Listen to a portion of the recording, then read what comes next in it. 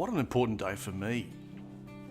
It's the 5th of the 5th, 2018, and it's my birthday, and I'm turning 55,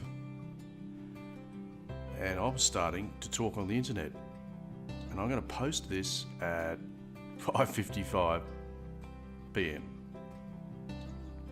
Quirky? I know. Well, I've been struggling under a burden from God to start putting things on the internet. And you go on the net and you think, wow, there's so much stuff. Why would you want to add to the noise? And not a lot of agreement going on there. I don't know if you've noticed, but so-and-so disagrees with so-and-so. So it's been years for me looking at this stuff thinking, there's absolutely no way I need to add to the noise that's on the net. But I was in the church service the other day, and this burden that God's been brewing in me sort of started bubbling to the surface, and I just can't hold it back. So I thought, I've got to set a date. Why not when I'm 55?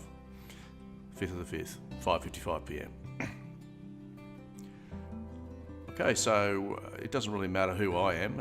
What matters, I guess, a lot is who Jesus is.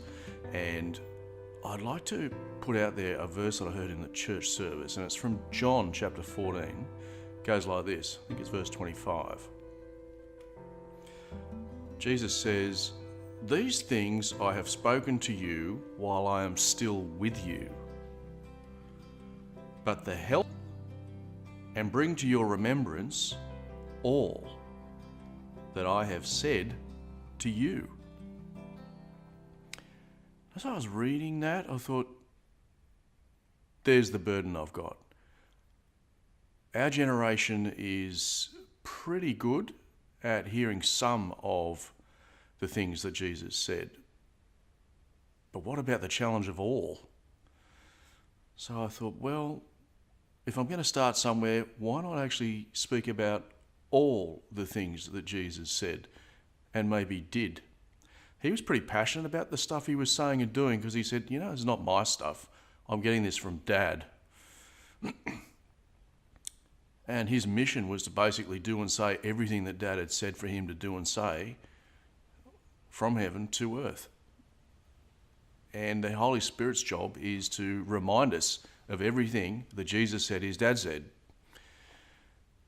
And so given all that, I'd like to start talking and going through bit by bit in the Gospels what Jesus said and did.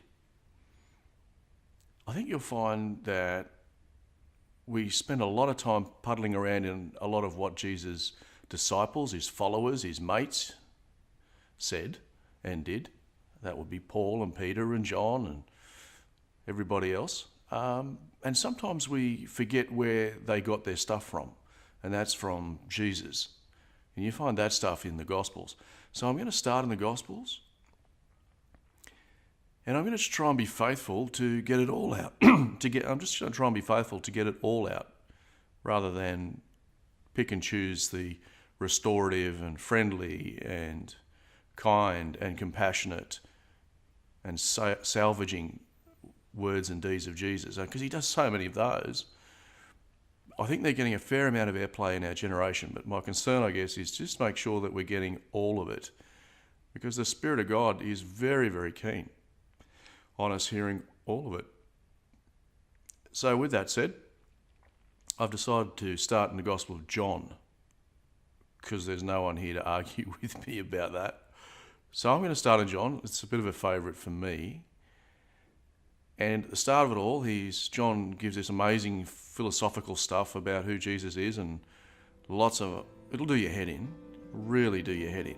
But I'm going to kind of skip a lot of the things of John and just stick cheekily on the bits that Jesus is doing and saying.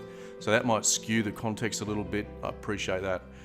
But that's just my burden. If you've got a burden from God, what do you do? Go with it. Get out everything that Jesus said and did.